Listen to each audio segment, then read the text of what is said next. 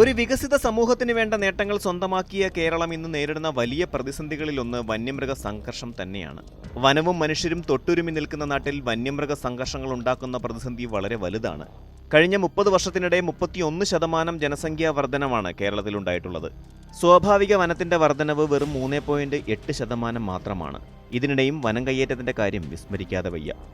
ഇപ്പോൾ ചർച്ചയാവുന്ന വിഷയം കേരളത്തിൽ കാട്ടാനകളുടെ എണ്ണത്തിലുള്ള വൻ വർധനവാണ്.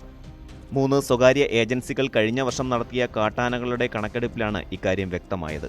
Centre for consumer education, save Western Ghats people's foundation, Rashtriya Kisan Mahasangh എന്നീ സംഘടനകൾ ചേർന്നാണ് 1993-നും 2017-നും ഇടയിലെ ഇന്ത്യയിലെ കാട്ടാനകളുടെ കണക്കെടുത്തത്. കാട്ടാനകൾ നാട്ടിലിറങ്ങി അതിക്രമങ്ങൾ നടത്തുന്നതിനിടെ 2017-ന് ശേഷം വനം വകുപ്പ് ഔദ്യോഗിക കണക്കെടുപ്പ് നടത്തിയിട്ടില്ല. 25 വർഷത്തിനിടെ രാജ്യത്ത് കാട്ടാനകൾ 17.2% വർദ്ധിച്ചപ്പോൾ കേരളത്തിലിത് 63%ആണെന്ന് റിപ്പോർട്ട് വ്യക്തമാക്കുന്നു. വന്യജീവി ആക്രമണത്തിൽ 90%വും വനത്തിന് പുറത്താണ് നടന്നതെന്ന് റിപ്പോർട്ടിൽ പറയുന്നു. ഇവ ജനവാസ മേഖലയിലേക്ക് വരുന്നതിനുള്ള പ്രധാന കാരണം അവയുടെ പെരുപ്പമാണെന്നും റിപ്പോർട്ടിലുണ്ട്. കാടിന് ഉൾക്കൊള്ളാവുന്നതിനുമപ്പുറം ഇന്ത്യയിൽ ചിലയിടങ്ങളിലെങ്കിലും ആനയുടെ എണ്ണം വർദ്ധിച്ചിരിക്കുന്നു എന്നത് ഒരു സത്യമാണ്. 1979-ൽ ഇന്ത്യയിൽ 13,500 ആനകൾ മാത്രമായിരുന്നു ഉണ്ടായിരുന്നത്. 2017-ലെ സെൻസസ് അനുസരിച്ച് ഇന്ത്യയിലെ ആനകളുടെ എണ്ണം 29,964 ഏകദേശം 40 വർഷത്തിനിടെ 122% വർധന. കേരളത്തിലെ കണക്കുകൾ നോക്കുകയാണെങ്കിൽ 1989-ൽ വെറും 3,500 ആനകളായിരുന്നു ഉണ്ടായിരുന്നതെങ്കിൽ 2017-ൽ അവസാനം നടത്തിയ ദേശീയ കണക്കെടുപ്പ് പ്രകാരം 5,706 കാട്ടാനകളാണ് ഉള്ളത്. ഇതിൽ നിന്ന് 113 കാട്ടാനകളെ കാണാതായതായി 2021 ഫെബ്രുവരിയിലെ പരിശോധനയിൽ തെളിഞ്ഞിട്ടുണ്ട്. ഈ കാലയളവിൽ 8ഓളം ആനകളാണ് ട്രെയിൻ തട്ടി ചെരിഞ്ഞത്.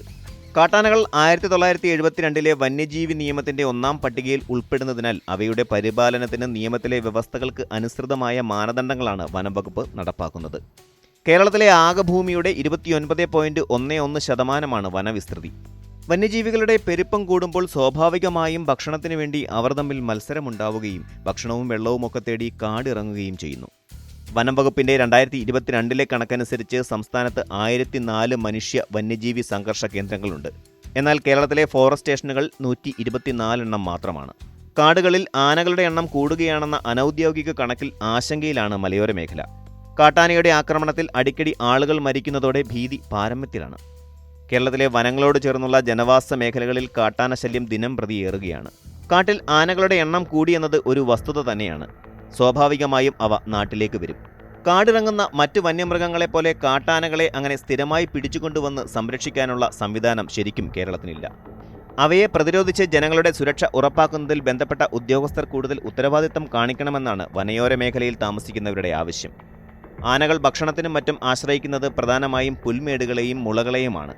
ആനയ്ക്ക് ആവശ്യം വേണ്ട പുല്ലുകളിൽ ഒന്നാണ് മുള. ഒരിക്കൽ പൂക്കുന്നതോടെ മുഴുവനായും മുളകൾ നശിക്കും.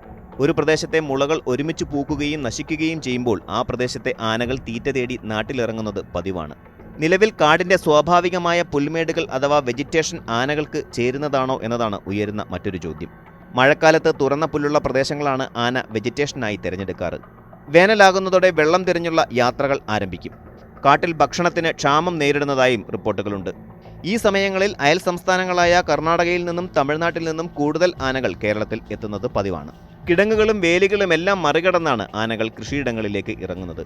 കയ്യേറ്റങ്ങളും കാട്ടുതീയും വരൾച്ചയും എല്ലാം കാരണം കാടുകളുടെ സ്വാഭാവികത നശിച്ചതിനാൽ നാട് തന്നെയാണ് ആനകൾക്ക് ഭേദമെന്ന അഭിപ്രായവും വിദഗ്ധർക്കുണ്ട്. പൊതുവെ ഒരു ദിവസം 100-ലധികം കിലോമീറ്ററുകൾ ആനകൾ സഞ്ചരിക്കാറുണ്ട്.